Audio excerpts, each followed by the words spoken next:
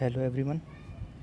तो this is the Hindu newspaper dated August 14 2020। तो देख लेते हैं भाई कौन कौन से आर्टिकल इम्पोर्टेंट हैं। In the first page this is the article that is important. PM announces tax payers charter. As you know, yesterday Prime Minister Narendra Modi launched transparent taxation honoring the honest platform. So this platform is launched for what? This is platform that provide faceless assessment, faceless appeal and a taxpayer's charter. Now what are these terms related this? What happens and what are the issue? Let us see. You know, as you know that only 1.5% of taxpayers pay their income tax. Okay, and this is the core issue that the income tax collection is drastically decreasing. So what, why, how this will help to government? See, this is initiative under maximum governance and minimum government. PM Modi launched platform for transparent taxation honoring the honest. की highlights देख लेते हैं इसके क्या हैं। Number of tax payers is significantly low, only 1.5 crore paying tax out of 130 crore people. तो इतनी बड़ी पॉपुलेशन वाली कंट्री में सिर्फ 1.5 करोड़ लोग ही टैक्स पे करते हैं। Prime Minister urges people to introspect and come forward to pay income tax to build Atmanirbhar Abhiyan. With the launch of tax charter, taxpayer is assured of fair, courteous and rational behavior. Okay, तो एक होता है citizen charter जिसके द्वारा हम ये बताते हैं अपने कस्टमर्स को या सिटीजन्स को कि आपके पास क्या क्या सुविधाएं उपलब्ध हैं और हम क्या क्या सुविधाएं उपलब्ध कराते हैं। ग्रीवेंस के लिए क्या मैकेनिज़्म है और कोई भी आपको मतलब कंप्लेंट है तो आप कंप्लेंट कर सकते हैं, ये सब बताया जाता है सिटीजन चार्टर के द्वारा। Focus of the government is on banking the unbanked, securing the unsecured and funding the unfund और द ऑनेस्ट। तो this is a self explanatory line. Okay, तो see what is given in this article. He appeal to those not paying taxes despite having the ability, यानी कि willfully जो tax pay नहीं करते हैं, to come forward and commit themselves the cause of making the self. तो उनसे कहा गया है कि ये मतलब आगे आएँ जो लोग टैक्स पे कर सकते हैं लेकिन कर नहीं रहे हैं। हम मतलब इस तरीके से कि कुछ नहीं कहेंगे टाइप का, लेकिन आप आएँ और सेल्फ रिलायंट इंडिया को बनाने में हमारी मदद करें। तो दिस जो इशू है ये बिहेवियरल इकोनॉमी कहा जाता है और इसकी जिक्र सुब्रमण्यम स्वामी ने की थी अपनी जो इकोनॉमिक सर्वे आया था। While the faceless assessment and taxpayers charter came into force on Thursday itself, the faceless appeal system will be available from September 25, the birthday anniversary of Deen Dayal Upadhyay. Okay, the assessment system seeks to eliminate corruption practices by doing away with the territorial jurisdiction of the income tax offices. तो ये इन्होंने launch किया है transparent taxation honouring the honest. अब इसके जो ये की कंपोनेंट्स हैं ये फेसलेस असेसमेंट, फेसलेस अपील और टैक्स पेयर्स चार्टर, ये सब मिलकर के ट्रांसपेरेंट टैक्सेशन का एक पूरा सिस्टम क्रिएट करेंगे। ओके, तो फेसलेस असेसमेंट क्या होता है, जैसे कि कोई बिलफुल डिफ़ॉल्टर था, उसने लोन देने की मतलब उसमें एबिलिटी तो थी पर लोन पे नहीं किया, लेकिन अभी सामने आ रहा है तो उसको हम एक अच्छा व्यवहार करेंगे उसके साथ और यही रखा जाएगा, मतलब कि कोई ऐसा नहीं है कि पनिशमेंट दी जाएगी आपको। हाँ, थोड़ा बहुत ज़्यादा इनकम टैक्स हो सकता है, 1-2% ज़्यादा ले लें, लेकिन हार्श कंडीशंस नहीं दी जाएंगी। दूसरा है फेसलेस अपील। जैसे कुछ आप जैसे कि ऐसा होता है कि मान लो कोई आप पकड़े गए, मान लो आपने टैक्स अवॉइडेंस किया, टैक्स इवेज़न किया और आप पर मुकदमा चल रहा है, तो पता चल जाता है कि कौन इनकम टैक्स ऑफिसर आपका चार्ज लेने वाला है केस का, या फिर किससे आपकी जो है इनकम टैक्स ऑफिस में मुलाकात होने वाली है। तो आप ऐसा ना हो कि वो पहले ही डरा धमका करके आपसे कुछ काम करवा लिया जाए। तो इसके लिए फेसलेस अपील होगी, मतलब ऑनलाइन सिस्टम के द्वारा या फिर जैसा कि अभी मैं बताऊंगा, ऊपर लिखा हुआ भी है कि किस तरीके से ये रैंडमली चूज़ किया जाएगा कि किस ऑफिसर को कौन सा दिया जाएगा। ओके, ये है टैक्स पेयर्स चार्टर। इसमें आपको बताया जाएगा कि हमारे पास क्या क्या सुविधाएं हैं, अगर कोई ग्रीवियंस है तो ग्रीवियंस रेड्रेसल मैकेनिज़्म भी है। ओके, ये देखिए, ऑनरिंग द ऑनेस्ट, बेनिफिट्स देख लीजिए इसके फेसलेस असेसमेंट के और ये सब के, जैसे कि ease of compliance for tax payer को ईजी होगा ये सब करना। नो ह्यूमन इंटरफेरेंस, ऐसा भी नहीं है कि आप अपने सामने बैठे हैं तो आपसे कोई वो भी मांग रहा है कि ब्राइब दो या फिर वगैरह वगैरह। ट्रांसपेरेंसी और इफ़िशियंसी आएगी, फंक्शनल स्पेशलाइजेशन आएगा, improvement in quality of assessment, expeditious disposal of cases. Okay, तो ये इन्होंने लॉन्च किया, ऑनरिंग द ऑनर। और इसमें ये देख लेते हैं क्या लिखा हुआ है।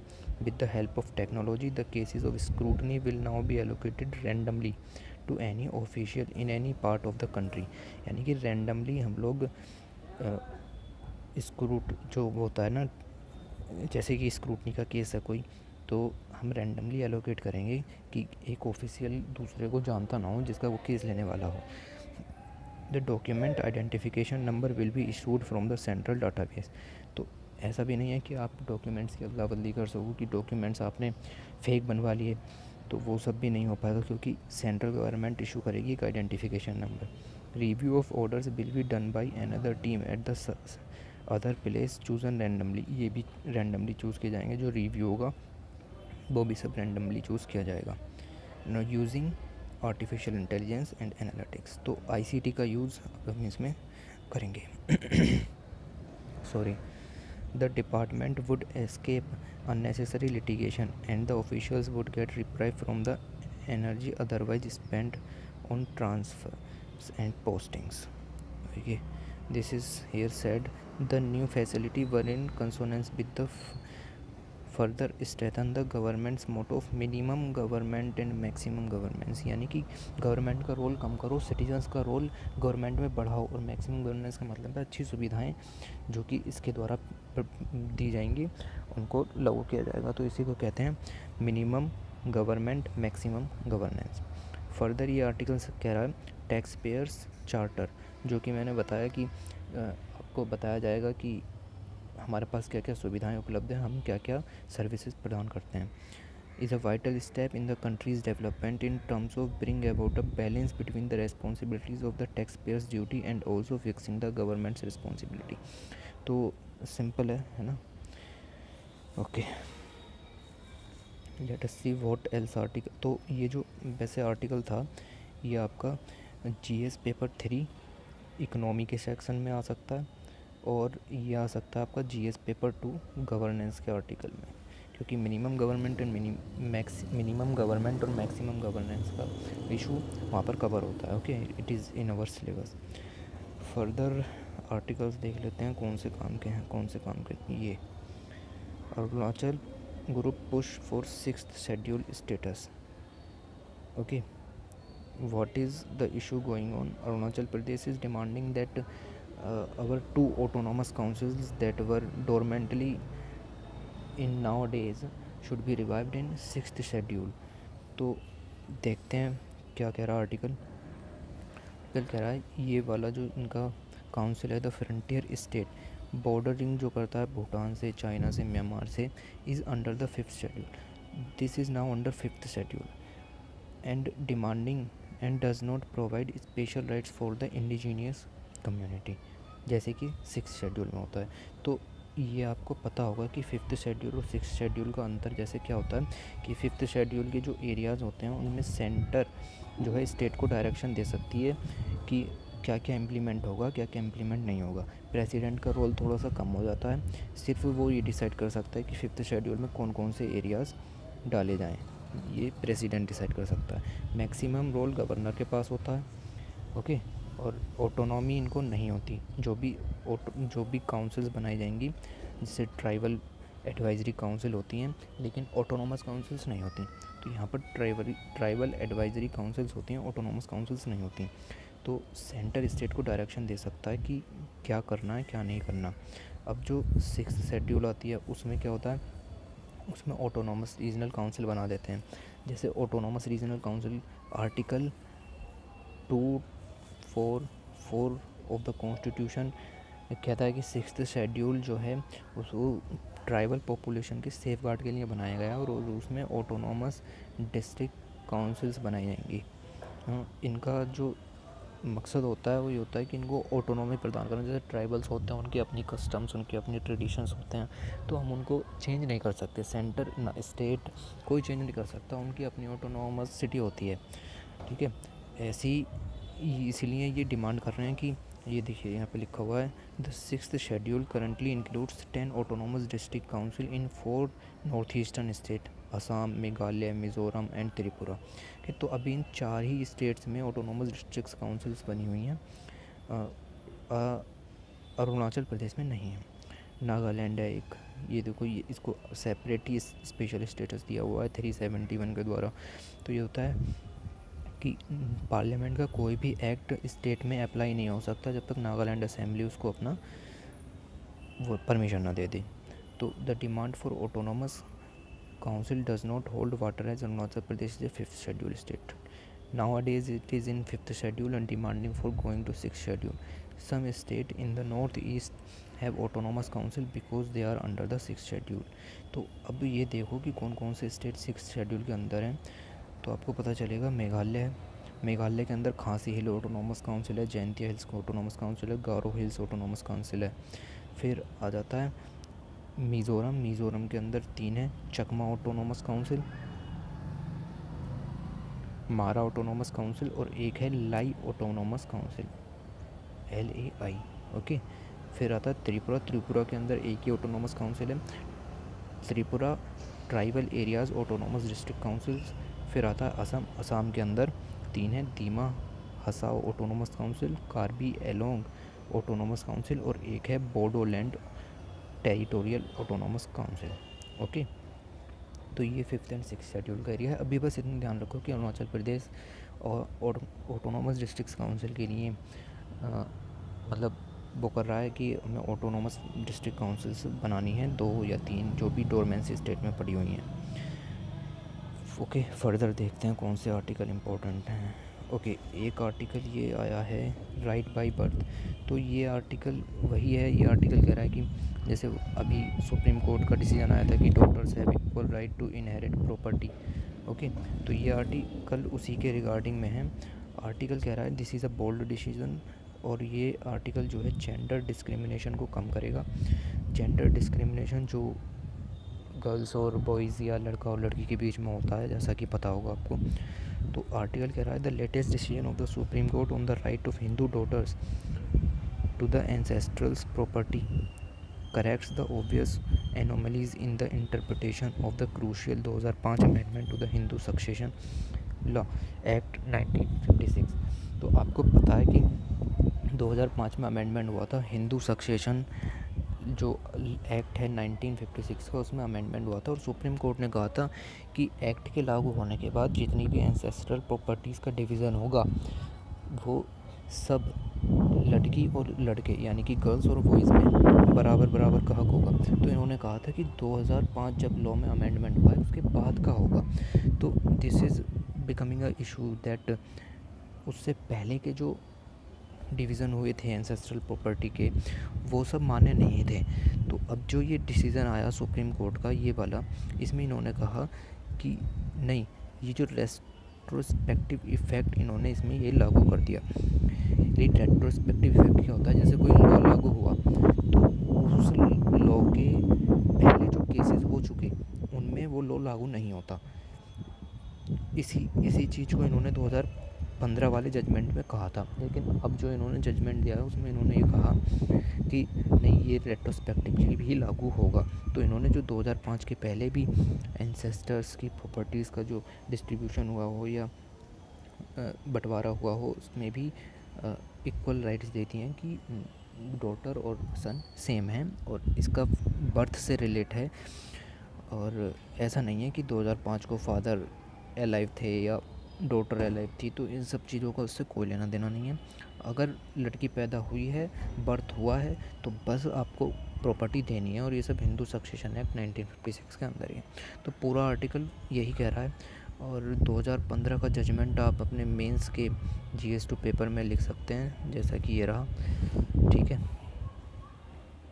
ये लिखा हुआ है, it also underscores that the legislation makes it clear that the daughters right are the same as that of the son. Okay, as you know, Kerala ने सबसे पहले इंट्रोड्यूस करा था ऐसा कोई लेजिस्लेशन 1975 में। प्री में क्वेश्चन बन सकता है, और ये आर्टिकल आया था 2 दिन पहले न्यूज़पेपर में। ओके, तो आगे बढ़ते हैं, देखते हैं और क्या इम्पोर्टेंट है। एक ये हुआ, ये है the welcome of decision by the kingdom of Tonga to outlaw the worst form of child labour is the first time in the International Labour Organization 101 year history that a labour standard has been universally ratified. तो ऐसा हुआ है कि international Labour organisation की कुछ ratification के लिए कोई कन्वेंशन थी, उसको यूनिवर्सली जो है वो यूनिवर्सली एडॉप्टेड हो गई है, यूनिवर्सल ने रेटिफाइड कर लिया है। और अब एक भी कंट्री ऐसा नहीं है जो इस से बचा हुआ हो। अब तक ये बचा हुआ था किंगडम ऑफ टोंगा, अब इसने भी इसको रेटिफाई कर लिया। तो आर्टिकल कुछ खास इंपॉर्टेंट नहीं है, बस टोंगा की थोड़ी बारे में जान लेते हैं। ये एक ओशिनिया कंट्री है, यानी कि मिड ओशिनिक रीजन में पड़ती है। ये है ऑस्ट्रेलिया के जस्ट ईस्ट में ये कंट्री है। फर्दर इसकी कैपिटल इंपॉर्टेंट है, कैपिटल है नुकुअलोफा। ओके, फर्दर देखते हैं कौन से आर्टिकल्स इंपॉर्टेंट हैं।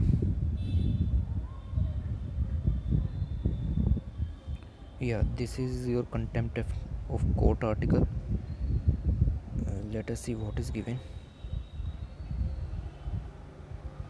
आपको पता ही है प्रकाश भूषण केस चल रहा है, और कंटेम्प्ट ऑफ कोर्ट का उन पर केस लगा है। उन्होंने 2 ट्वीट्स किए थे, एक रिगार्डिंग CJI जो चीफ जस्टिस ऑफ इंडिया हैं शरद बोबडे, और एक कोर्ट की प्रोसीडिंग्स के ऊपर।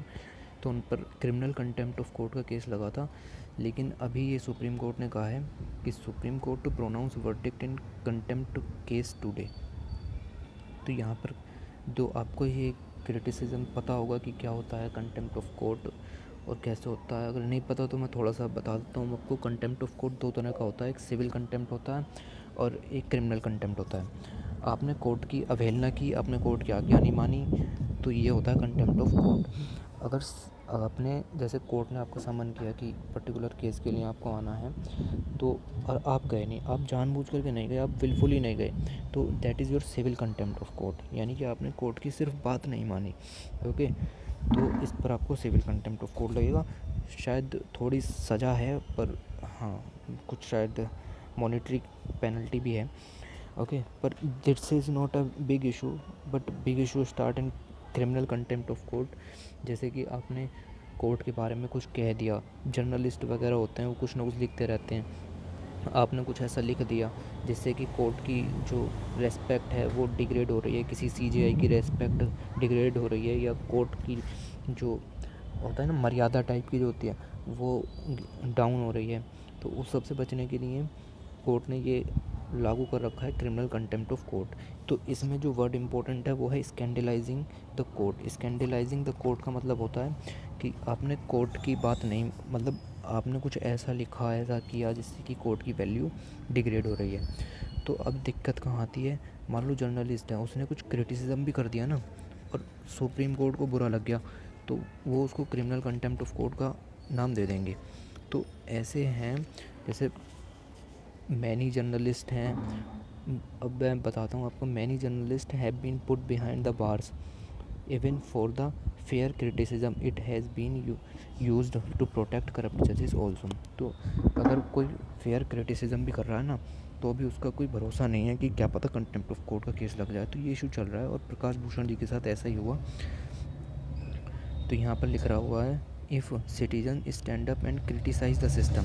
अगर सिटीजन आगे आता है और सिर्फ क्रिटिसाइज़ करता है सिस्टम को, तो ये कंटेम्प्ट ऑफ कोर्ट नहीं माना जाएगा। ये प्रकाश भूषण के वकील ने कोर्ट में अपनी दलील पेश करने के लिए बात कही है, ठीक है। यहाँ पर लिखा हुआ है, he has the right to dissent in free speech cannot be controlled by contempt of court proceedings. Contempt is to be used sparingly and only for administration of justice. If a justice is defamed, he should seek relief in the ordinary laws of defamation, he said. Okay. आगे लिखा हुआ है the contempt law is question was unconstitutional. क्यों? क्योंकि इसी बात पर कि कुछ भी कह दो और सुप्रीम कोर्ट उसको क्या समझ ले। रूटेड इन कॉलोनियलिज्म, ये कॉलोनियलिज्म मतलब लॉ है, मतलब आउटडेटेड हो चुका है, चिलिंग इफेक्ट रखता है freedom of speech and expression पे। यहाँ पर दिया हुआ है कि कंटेम्प्ट ऑफ कोर्ट एक्ट के अंदर आता है, कंटेम्प्ट ऑफ कोर्ट एक्ट के अंदर आता है। और ये इन्होंने यही बताया कि क्या होता है criminal contempt of court. If a person publish by spoken scandalize और tends to scandalize or tends to lower the authority of any court. Scandalizing of court is rooted in colonial assumption and objects which have no place in legal orders committed to democratic constitutionally maintains an open robust public sphere. Okay, तो ये issue चल रहा है, इसको आप थोड़ा सा देखते रहिएगा। India announces $500 million package for the Maldives. Okay, तो हमने मालदीव को $500 मिलियन का पैकेज दिया है, इकोनॉमिक पैकेज। देख लेते हैं किस चीज़ के लिए दिया है। एयर कनेक्टिविटी बबल बनेगा फॉर ट्रैवल के लिए, a direct ferry service, a submarine cable to telecom connectivity and assistance for the greater Male connectivity project, यानी GMCP to connect Male to 3 neighbour island. Male Maldives की कैपिटल है और हम उसे 3 अलग अलग आइलैंड से कनेक्ट करेंगे बाया फाइबर केबल और शिप, फेरी, सबमरीन केबल्स, टेलीकॉम, इन सब के द्वारा। तो इसके लिए यहाँ पर लिखा हुआ है India's decision to support the implementation of GMCP in Maldives through a financial package consist of a grant of, हम देंगे $100 मिलियन और बाकी के $400 मिलियन का लाइन ऑफ क्रेडिट। अंडरस्टैंड? ये लिखा है the GPMC would be largest civilian infrastructure project in Maldives. आज तक का इतना बड़ा प्रोजेक्ट मालदीव में किसी कंट्री ने चलाया नहीं है। अच्छा, यहाँ पर लिखा हुआ है कि माले को जोड़ा जाएगा Villingili, Thilafushi and this is the Gulhifalhu island. ठीक है, यहाँ पर ये लिखा हुआ है। और ये चीज़ भी याद रखना आप कि चाइना ने यहाँ पर बनाया है सिनामाले ब्रिज। ये चाइना मालदीव की फ्रेंडशिप ब्रिज है और इन्होंने मालदीव की राजधानी को 2 आइसलैंड से कनेक्ट किया है और हम करने जा रहे हैं 3 आइसलैंड से। तो हम चाइना की हेजेमनी तोड़ने जा रहे हैं इन द मालदीव्स। ओके, आगे चलते हैं। या this article further you have to just read through.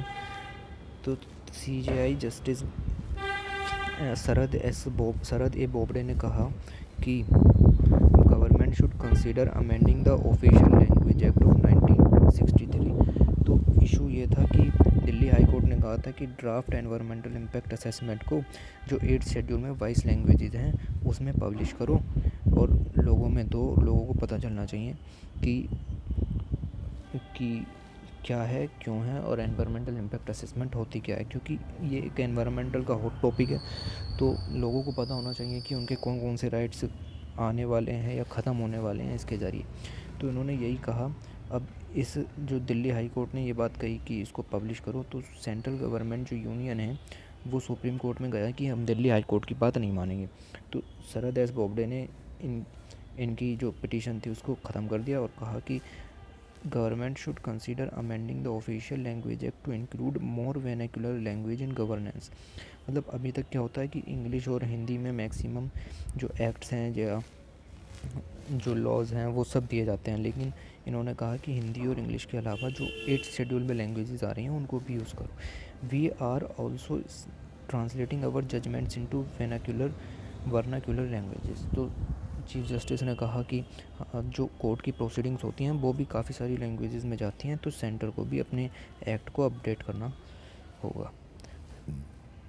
Okay, तो यहाँ पर ये लिखा हुआ है कि draft environmental impact assessment notification को 22 भाषाओं में दिल्ली हाई कोर्ट ने जारी करने को कहा था ताकि लोगों को पता चल सके इसके बारे में। मैक्सिमम लोगों तक पहुँचनी चाहिए कि क्या है EIA। Okay, further look to this Member of the National Human Rights have raised concern over the inadequate number of forensic science laboratories. तो ह्यूमन राइट्स कमीशन ने कहा है कि कंट्री में फोरेंसिक साइंस लेबोरेटरीज सफिशिएंट नहीं है, जो जिससे कि डिले होती है एविडेंस गैदरिंग में, leading the case pending in the court and under trial prisoners remain behind bar. तो इन्होंने बताया कि क्या क्या प्रॉब्लम आ रही हैं ह्यूमन राइट्स से रिलेटेड, और ये प्रॉब्लम्स आप लिख सकते हैं जैसे भी ह्यूमन राइट्स का कोई भी क्वेश्चन जीएस में आए तो। ओके, आगे चलते हैं।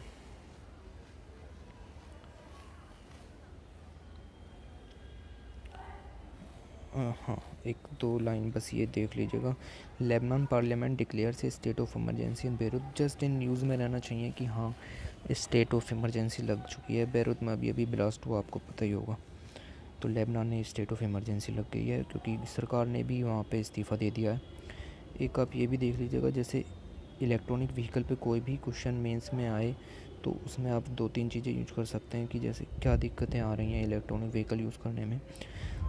जैसे सेंटर ने डिसीज़न दिया कि sale and registration of EV, centre ने कहा कि इलेक्ट्रॉनिक व्हीकल्स की जो सेल है और उसका जो रजिस्ट्रेशन शुरू कर दो विदाउट बैटरीज़, लेकिन कंपनी कह रही है कि जो हम वारंटी देते हैं वो बैटरीज़ पर देते हैं, और इस तरीके से the move would end up the company compromising the warranty that EV manufacturers provide. तो ये दिक्कत आ रही है इलेक्ट्रॉनिक व्हीकल में। और यहाँ पर देखिए अकेले बैटरी की कॉस्ट ही 30 से 40% होती है। तो सेंट्रल इसीलिए कह रहा था कि 2 और 3 व्हीलर की जो इलेक्ट्रॉनिक व्हीकल्स हैं उनको इस तरीके से करो कि उनकी बैटरी को मत लगाओ उसमें, बैटरी के बिना उनको बेचो और उनका रजिस्ट्रेशन और सेल चालू करो। तो कॉस्ट इलेक्ट्रॉनिक व्हीकल की काफ़ी ज़्यादा है, इसी वजह से हम उसे इम्प्लीमेंट भी नहीं कर पा रहे। ओके, तो नेक्स्ट बस ओके तो this is your the Hindu analysis of today, hope you like it. और अच्छा लगा हो तो भाई वो लाइक सब्सक्राइब जो होता है वो कर लियो।